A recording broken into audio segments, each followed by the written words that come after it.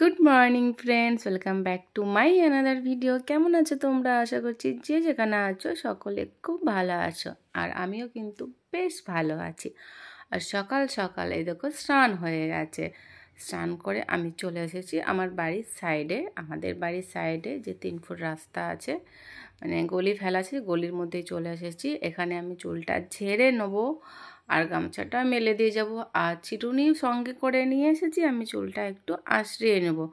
কারণ বাড়ির ভেতরে, ঘরের ভেতরের মধ্যে চুল খুবই পড়ে, আর খাবার দাবারে পড়লে তখন দাদাভাই ভীষণ রেগে যায়।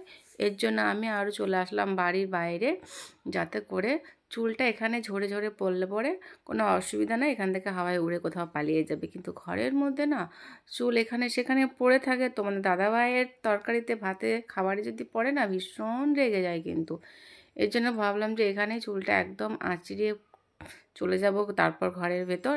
আর আমি না আজকে শ্যাম্পু করেছি, দেখতেই পাচ্ছ তোমরা। আর শ্যাম্পু করলে সেদিনকে কিন্তু অনেকটা ফ্রেশ লাগে, অন্য দিনের তুলনায় সেদিনকে কিন্তু শ্যাম্পু করার দিন কিন্তু ভীষণ ফ্রেশ লাগে, ভীষণ হালকা লাগে মাথাটা।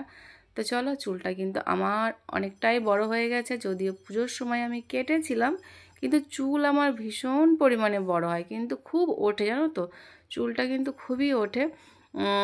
তো চলো, এদিকে চুলটা আমি আঁচড়িয়ে নিলাম, এই যে।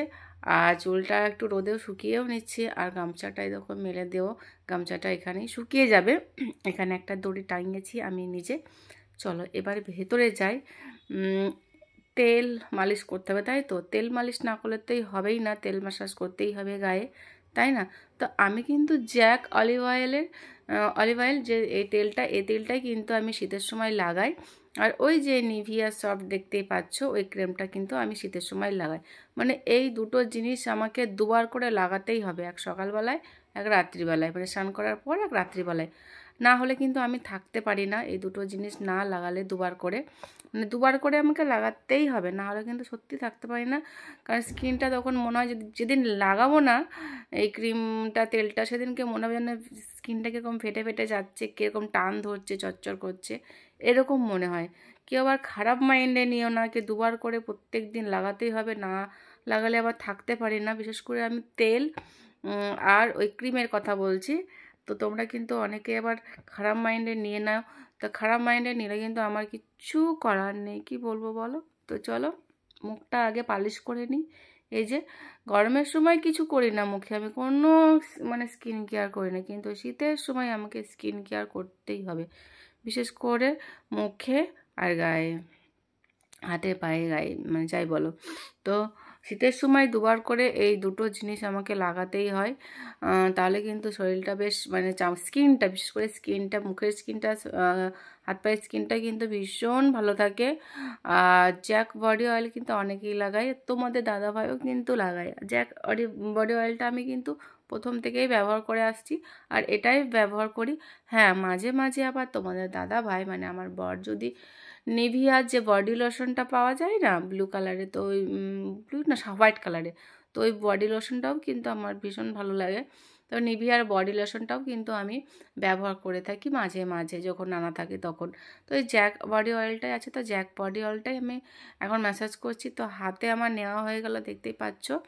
এবার আমি পায়ে ম্যাসাজ করছি, এই যে পাটা ভীষণ ভালো করে করে নেবো, মালিশ করে নেবো। তাহলে স্কিনটা কিন্তু ভীষণ ভালো থাকে, ভীষণ সফট থাকে, প্রচুর পরিমাণে সফট থাকে স্কিনগুলো না। মানে একটু কেয়ার রাখলে পরে, একটু শীতের সময়, বিশেষ করে গরমের সময় তো মানে ঘেমে যায়, ভিজে যায়, মানে খেয়াল না রাখলে হবে, কিন্তু শীতের সময় খেয়াল রাখলে বেশ ভালোই স্কিন থাকে। আর এদিকে আমাদের কাপড়ের মধ্যে তেল ম্যাসাজ করতে গিয়ে, তেল লাগাতে গিয়ে তেল পড়ে গেলো কাপড়ের মধ্যে। তো চলো, পায়ের মধ্যে হচ্ছে এখন মানে body oil, Jack body oil, ওটা ইউজ করছি। তারপরে আমি আবার একটু নেল পলিশ পরে নেবো। অনেক দিন পায়ে নেল পলিশ পরা হয়নি। এ দেখো, আমার ঠান্ডা লেগে গেছে, দেখছো তো? ঠান্ডাটা লেগেছে আমার অনেক দিন আগে, কিন্তু ঠান্ডাটা আমার ছাড়ছেই না। বিশেষ করে গলা ব্যথা, গলা শুংশুং করা, কাশি হচ্ছে মাঝে মাঝে, বিশেষ করে রাতে আমার বেশি হয়। আর আমি মানে পায়ে সবসময় রেড কালার, মানে চেরি কালারের মতো, রেড কালারের মতোই চেরি কালারটা আমি কিন্তু পায়ে সবসময় ব্যবহার করি। বিশেষ করে নেল পলিশটা আমার কিন্তু ভীষণ ভালো লাগে, পায়ে রেড কালারের নেল পলিশ পরতে, চেরি কালারের। তো চলো একটু সাজুগুজু করে নিচ্ছি আমি, সেগুলোই তোমাদের সঙ্গে দেখাচ্ছি। মানে স্নানের পর যেগুলো আমি করতে থাকি সেগুলোই তোমাদেরকে দেখাচ্ছি। আর সারা সময় আর কোনো কিছু আমার অতটা করি না, বাকি দিয়ে মানে সময় টাইমটা।